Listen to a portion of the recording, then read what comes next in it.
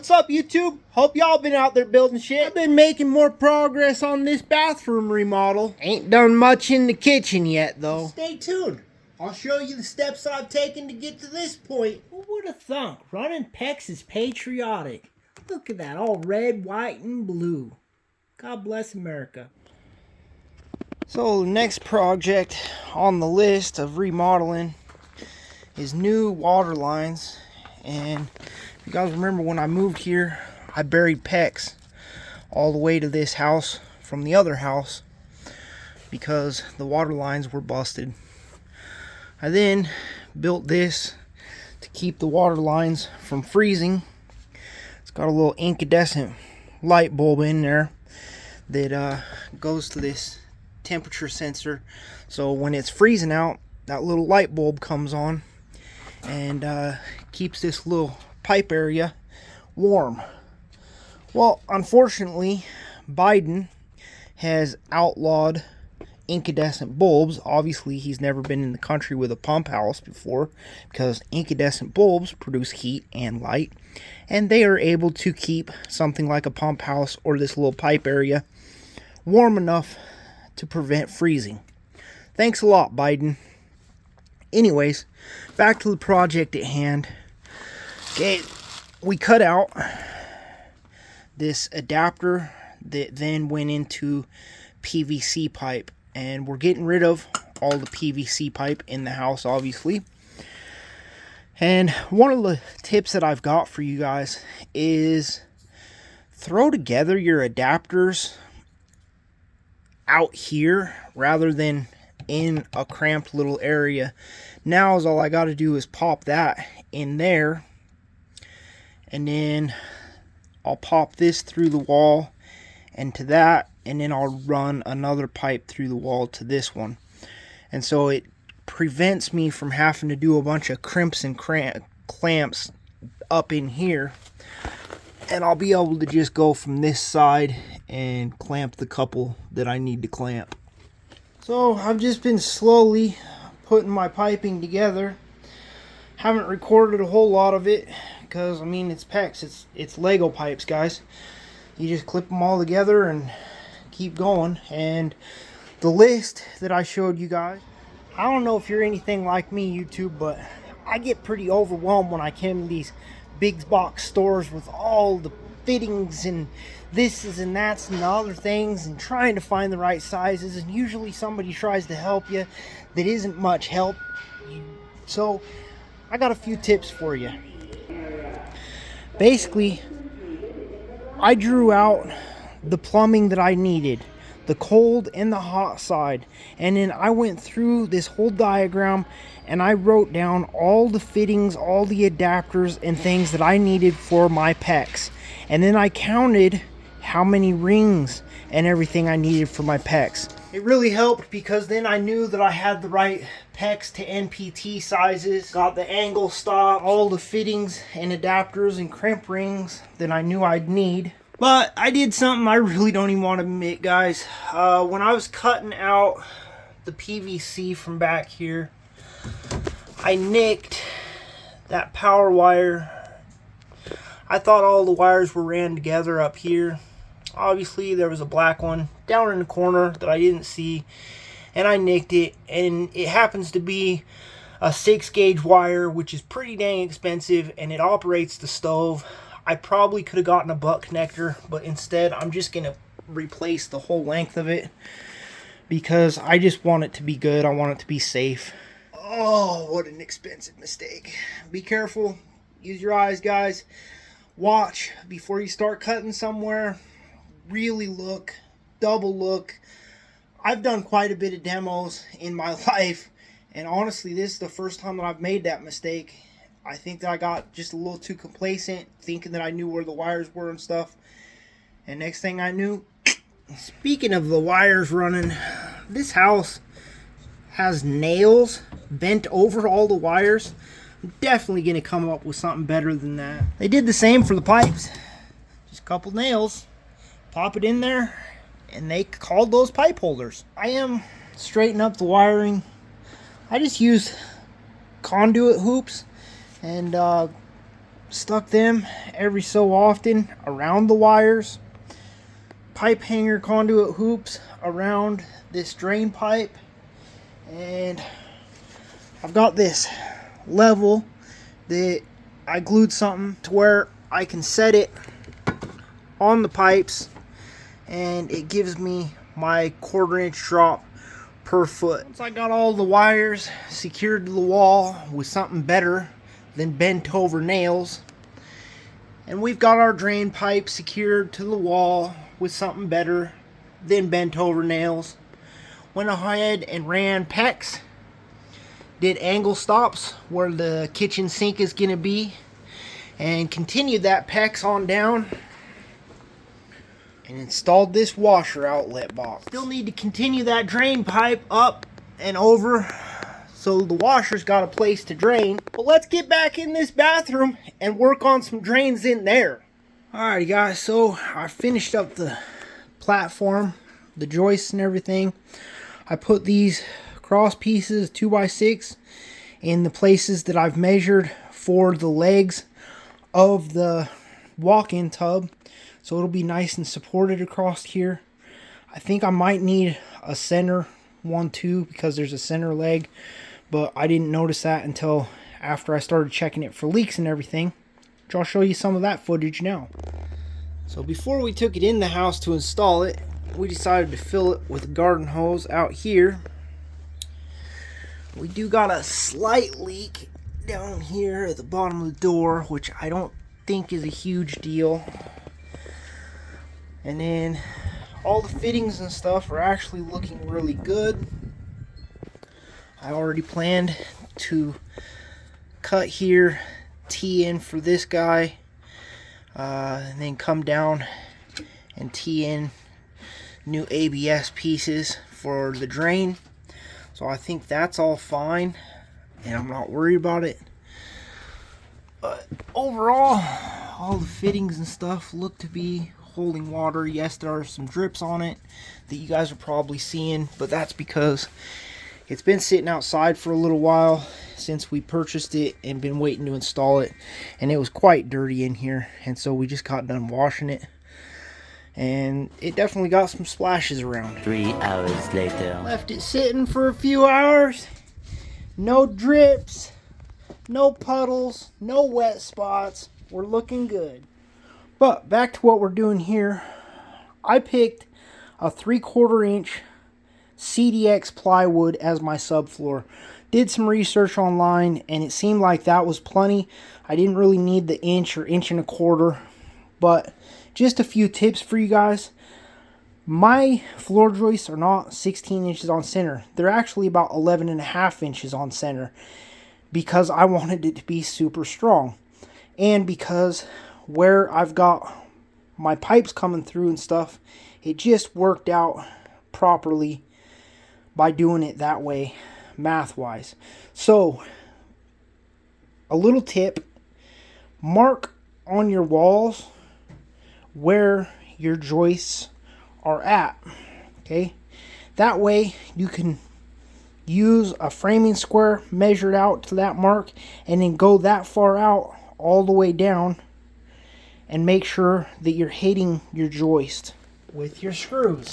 And as all I'm using is drywall screws. I had a bunch of them laying around, so I'm using 2-inch drywall screws. Should hold this plywood down just fine. So it's been a little while since I did a bit of a check-in, but since there's no plumbing, piping, anything like that over on this side, went ahead and got the subfloor down. Got some help bringing the walk-in tub up in here, and I really like where I've got my supports. My feet aren't perfectly centered, but they're definitely on them, and it's definitely going to be nice and sturdy and strong. I've gotten up in there and kind of bounced and stuff. Feels really good. I did mess up on my PEX piping a little bit. I had my stub outs over here instead on this side, but the connections are on this side, so I ended up changing up my PEX a little. So I'm going to do cold and hot, and my hot is 3/4 inch all the way to the hot water heater. Or my supply is 3/4 inch all the way to the hot water heater. And then from the hot water heater is 3/4 inch. So that hopefully I can fill this tub real fast, or my mother-in-law can. And with the 3/4 inch line, and so it'll stay hot. Everything else in the house is just 1/2 inch to the sinks and going to the shower, which then goes down to where the kitchen sink will be and on down to the wash machine. And this is the busted up old pipes. It was pretty tricky, but I used a board, lifted this end up to where I could get in here, had help to pull this out of the way to where I was able to cut this pipe. I was able to support this and cut this pipe. This is cut. So now I'm going to start getting my fittings and stuff all connected in here, getting this all piped back for the sewer or the drain lines. And then when I was building all this, I thought it out, and you can see that one of my floor joists is offset from the other one. That was to give my plumbing a place to go down in here.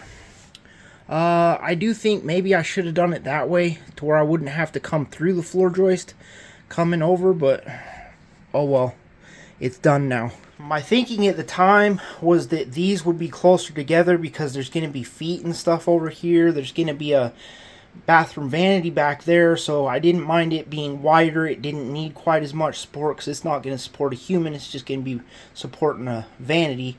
And also that one is supported by the wall and the floor joist along and everything, and this one is out, so having them closer together I felt was smarter. But I mean, it is what it is, guys. I can drill through here, and basically I'm going to bring my drain down, out, connect in the other one, and then it's going to come out, boom, and instead of going to here, which was sloped wrong, it's going to go in and right there where the toilet flushes. And yeah, I got one with another little pipe inlet. Alright guys, so I'm starting to get the drain pipes all figured out, but I'm fitting them up dry, and then I glue them after I fit them up dry. I've still got to connect this guy into here. YouTube seems to like controversy.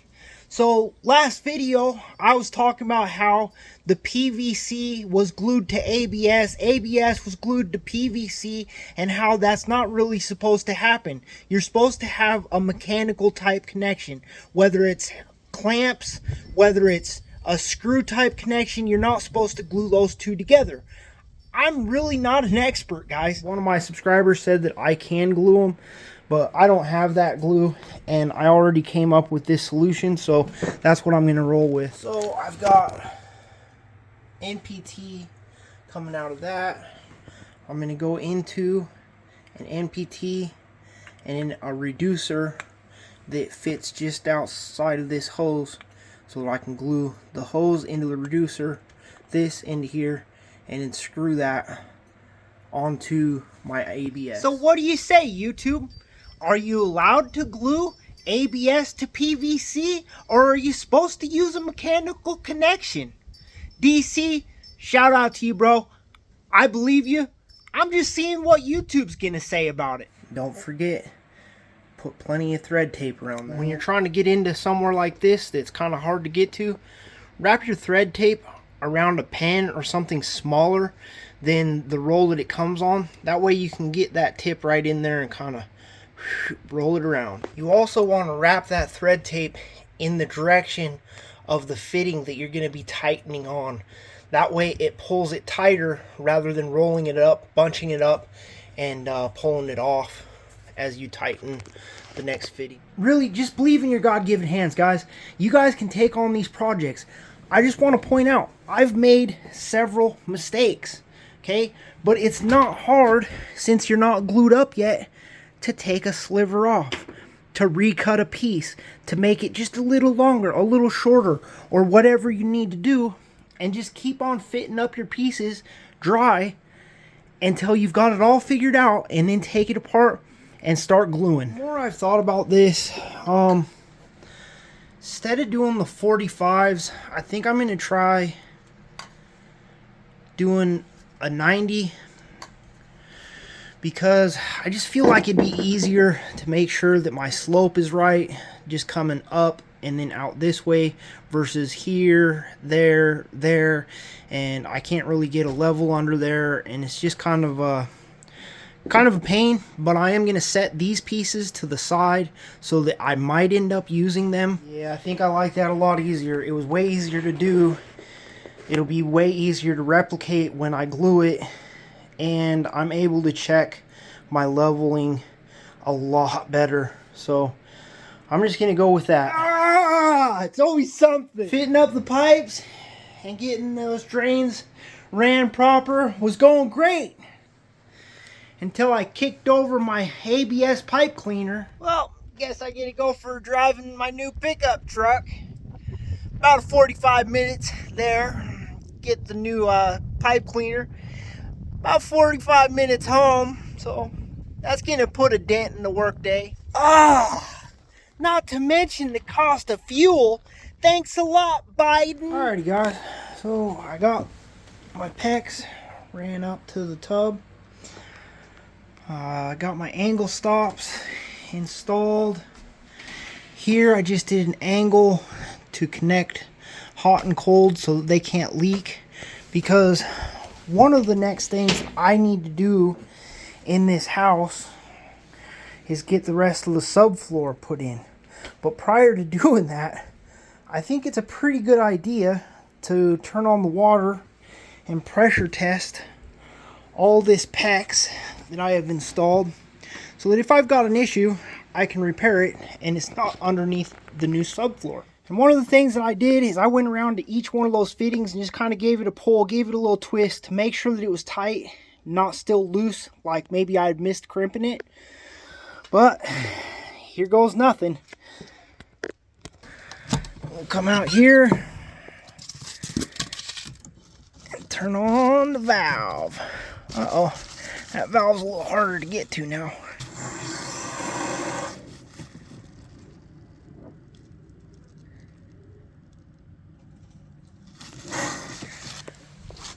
Oh shit! Whew. Thankfully, we've already got our drain hooked up, and it was just one of these faucets on, not an actual leak in our PEX that would have been devastating. Oh my gosh, that was scary. So, one of these needs to shut off. Whew. Looks like my tape measure got wet. I was looking all over for that thing. Guess it fell inside the tub. Whoo-wee, that was scary, guys. So I turned that faucet. I didn't record all of it because I shut it right back off because I could hear something in here going whoosh. Luckily, it was just one of the faucets to the tub on. But I guess the positive of that is we were able to test our drain lines as well, and I don't see any drips from those. So let's go out and try it again. Alrighty, ready?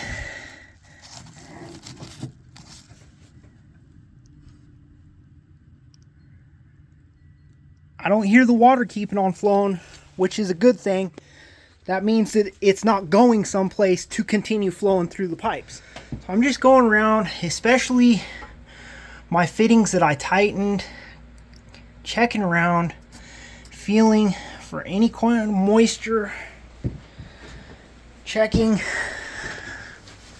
these fittings, any kind of moisture, any drips, checking out all these fittings. Angle stops are obviously doing their jobs. Same with that one, that's going to be for the toilet. That obviously ain't going to be able to leak, but we've got a new shower head that actually came from Amazon already that needs to get installed in there. I just haven't done it yet. Angle stops obviously doing their job, and the washer outlets doing their job. And notice I installed the hot, guys.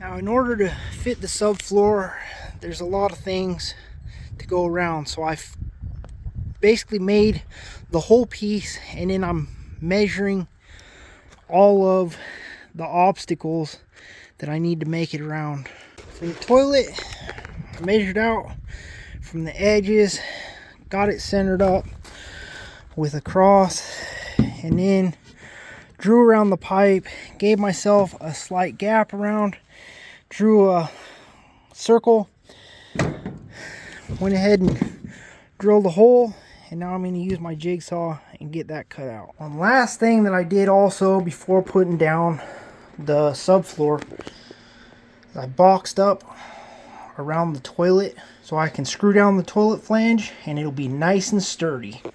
I also kind of messed up doing this stub out for my toilet valve. I think I'm going to have to go out, cut that, pull it out, install the subfloor, reinstall it. So I mostly got it right, but I forgot to account for that trim piece. Used a regular hand hacksaw, cut off that little bit of extra that I had poking through here. That piece of subfloor sure is looking good. We just gotta cover this area now. Yep, one last piece. Got it all marked out on the board. After I got that all cut out, popped it right in place and screwed it down. Alrighty guys, so we're gonna call that complete. For right now, we gotta wait until our flooring here acclimates, and then we can get it installed. In the meantime, my wife's gonna go ahead and clean all this up, get it all vacuumed, and help us out like that. Much appreciated. Once we got all the subfloor installed, I started kind of boxing in this tub because I don't want it to wiggle, I don't want it to move, and we also want to prevent water intruding behind it. So I just used 2x6s. I routed the edges just to kind of give it a little bit of a better look, and we boxed this all in.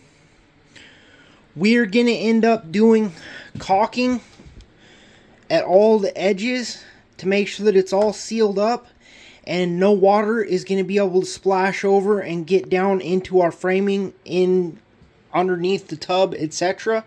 And then we'll throw a coat of paint on it. I've just got a couple more things to do for this bathroom remodel. After we install that nice pergo flooring that I traded some tractor work for, we'll be able to install the toilet flange and the toilet.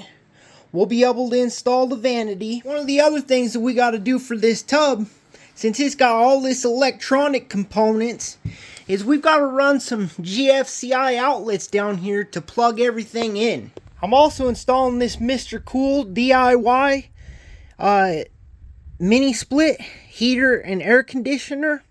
Not to mention, I still got a kitchen to install after I get done with all of this. So hit that like button, guys. Believe in what God gave you. Take on some projects. Build, fix, create. You know, I do this channel not to show off that, oh, I'm all multi-talented. I'm not an expert on any of this.